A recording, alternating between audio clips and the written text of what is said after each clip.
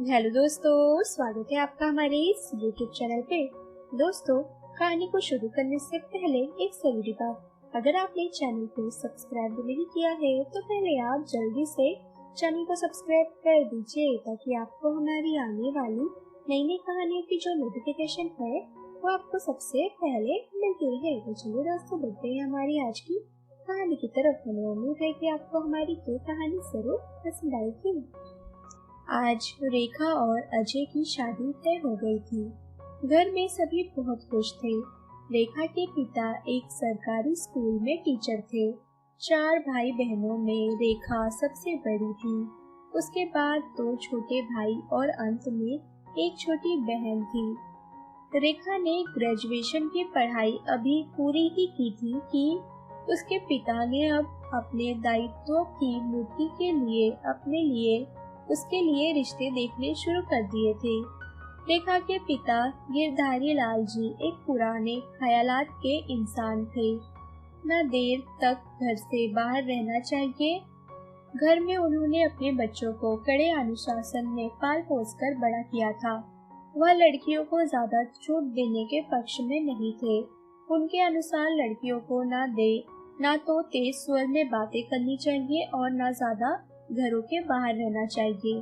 घर के भीतर तो वह अपनी बेटियों को हंसते खिलखिलाते हुए भी देख लेते तो गुस्से से उनका पारा 7वें आसमान पर चढ़ जाता था। किसी काम के लिए यदि रेखा को घर से बाहर भी जाना रहता तो उनकी माँ उनके साथ जाती थी या फिर छोटे भाइयों में से कोई उसके साथ जाता था। रेखा को अकेले कहीं भी बाहर जाने की अनुमति नहीं थी। बड़ी मुश्किल से उसने घर पर पत्राचार के द्वारा ग्रेजुएशन की पढ़ाई पूरी की थी। सपने तो उसने भी बहुत बड़े बड़े देख लिए थे, लेकिन पिता के विचारों के आगे उसके सपनों ने कब का दम तोड़ दिया था और अब तो उसके ससुराल जाने के दिन आने वाले थे। रेखा सोचती थी कि जब उसके मायके में किसी ने उसकी खुशियों के बारे में नहीं सोचा तो भला ससुराल वाले कहाँ उसकी खुशियों का ख्याल करेंगे। अब उसका पूरा जीवन बस दूसरों के अधीन ही गुजरता रहता। रेखा की शादी तय हुए 1 महीने हो गए थे, लेकिन उसने अपने होने वाले पति से एक शब्द भी बात नहीं किया था। उसकी माँ ने एक दिन उसे अजय की तस्वीर दिखाई थी। बस इसके बाद जब लड़के वाले उसे देखने के लिए आए थे तो अजय ने उससे 2-4 सवाल किए थे। इस बीच अजय ने उससे कोई बात नहीं की थी, क्योंकि गिरधारी लाल जी को शादी से पहले लड़के लड़की का आपस में घुलना मिलना बिल्कुल भी पसंद नहीं था। रेखा एक अजनबी के साथ विवाह के बंधन में बनने की कल्पना मात्र से ही सिहर जाती थी, लेकिन वह सोचती थी कि लड़कियों का भाग्य उनके हाथ में आखिर कहाँ होता है। लड़कियों को तो शायद कोई कठपुतली होती है जो पहले उसकी डोर मायके वालों के हाथ में होती है और शादी के बाद तो सास ससुर और पति के हाथों में। उसके जीवन पर उसका खुद का कोई नियंत्रण ही नहीं था। आज तक उसने अपने जीवन से संबंधित कोई भी फैसला नहीं लिया था। हालांकि किताबें पढ़कर ज्ञान का भंडार था उसके पास, लेकिन उस ज्ञान को अमल में लाने का अधिकार उसके पास नहीं था। देखते ही देखते उसकी शादी की तैयारियां अब जोरों शोरों से शुरू हो गई थी। कोई भी उसकी पसंद नहीं पूछ रहा था, यहाँ तक कि उसकी शादी का लहंगा भी उसकी पसंद के रंग का बिल्कुल भी नहीं था। रेखा व्यंग से मुस्कुराते हुए सोचती कि जब उसके माता पिता ने उसके होने वाले जीवन साथी के बारे में उसकी पसंद नापसंद पूछी ही नहीं, तो लहंगे के रंग से आखिर क्या फर्क पड़ता है। उसकी शादी वाले दिन पूरा मैरिज हॉल फूलों से सजा हुआ था। आज रेखा का भी खूब श्रृंगार किया गया था। आखिर वह दुल्हन जो थी, जीवन में पहली बार सबके आकर्षण का केंद्र वो थी और सभी उसके आगे पीछे घूमकर उसे तैयार करने में लगे हुए थे। विवाह के मंडप में जब रस्मों के दौरान रेखा को अजय की हथेलियों का स्पर्श मिला तो उसका मन न जाने कैसा कैसा हो गया? उसने घूंघट की ओर से अपने होने वाले पति की ओर देखा। अजय तो चुपचाप रस्में निभाए जा रहा था। देखने में वो बहुत ही स्मार्ट लग रहा था। रेखा ने नजरें नीचे कर ली। बिना किसी बाधा के उसकी शादी संपन्न हो गई। रेखा के ससुराल से दहेज की कोई भी मांग नहीं की गई थी। गिरधारी लाल जी के लिए यह तो बहुत ही राहत की बात थी। रेखा विदा होकर अपने ससुराल भी पहुंच गई। वह दोपहर के समय पहुंची थी। मुंह दिखाई और बाकी की रस्मों के बाद शाम को वो अपने कमरे में पहुंची।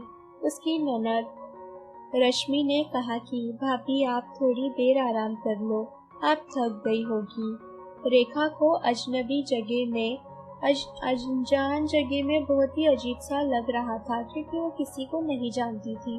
फिर भी वो थकी हुई थी, इसलिए थोड़ी देर में नींद के आगोश में समा गई।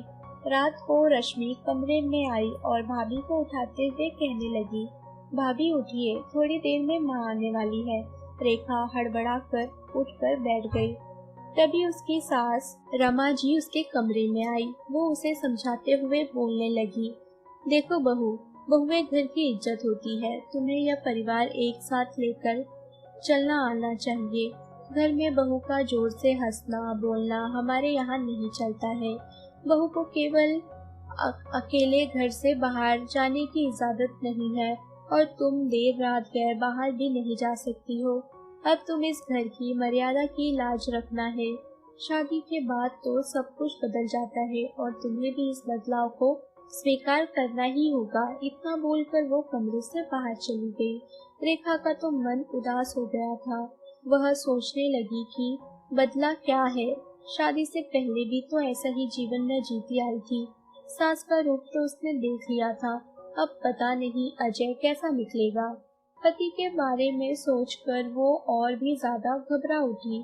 थोड़ी देर में रश्मि उसके लिए खाना लेकर आई और कहने लगी कि भाभी आप खाना खा लो, फिर आप तैयार हो जाना।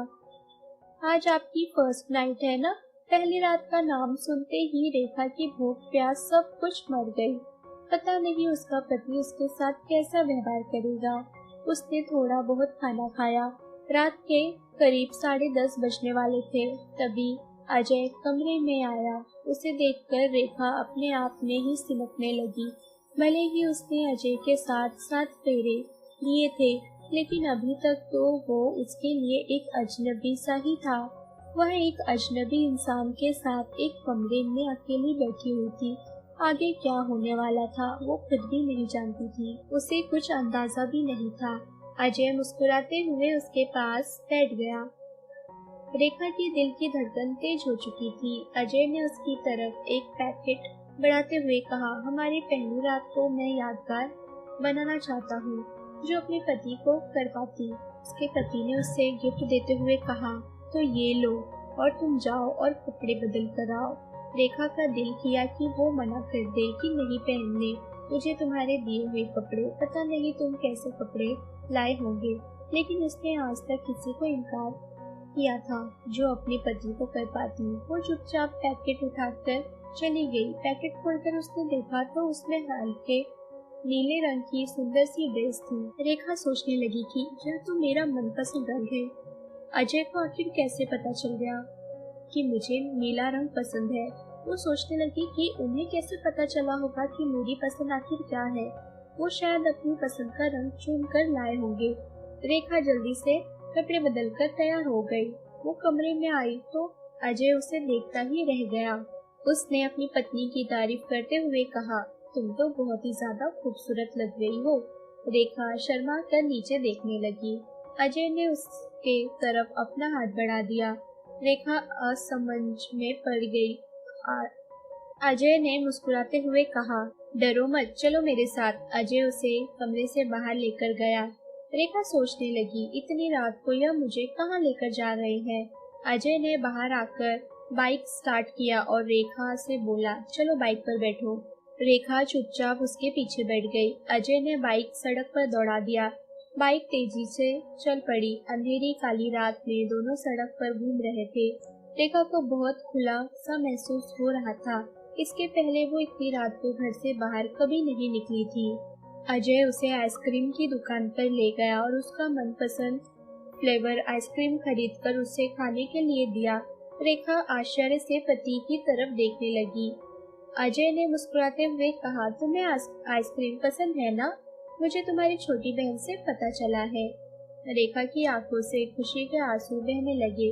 आज इतने सालों में पहली बार किसी ने उसकी पसंद के बारे में सोचा था। यह सब कुछ उसके लिए कल्पना से परे था। उसे लग रहा था कि मानो वह कोई हसीन सपना देख रही हो। फिर थोड़ी देर के बाद अजय और रेखा घर वापस आ गए तो रमा जी दोनों के इंतजार में हॉल में बैठी हुई थी। सासू माँ को देखते ही रेखा के सामने उनके बनाए हुए नियमों की लिस्ट नाचने लगी और वह सोचने लगी कि आज तो मैं गई, सासू माँ आज मुझे बहुत सुनाने वाली है। तभी उसकी सास आगे बढ़ी और उसके सर पर प्यार से हाथ फेरते हुए बोली, आ गए बेटा तुम दोनों, अब जाओ जाकर आराम करो। रेखा स्तब्ध सी सास की तरफ देखने लगी कि यह सास का कौन सा रूप है। उसकी नजरों को पढ़कर रमा जी मुस्कुराते हुए बोली, ऐसे क्या देख रही हो बहू? उस समय तुम्हारे कमरे में आकर मैंने तुम्हें जो भी कहा था वो सब भूल जा। वो तो बस तुम्हारी खिंचाई कर रही थी मैं। तुम मेरे घर की बहू हो, हमारे घर की एक महत्वपूर्ण सदस्य हो। तुम जैसे चाहो अपनी मर्जी से जीवन जी सकती हो। हम तुम्हारे लिए कोई नियम क्यों बनाएंगे? इसे बिल्कुल अपना घर मानकर खुशी खुशी अपनी नई गृहस्थी की शुरुआत करो।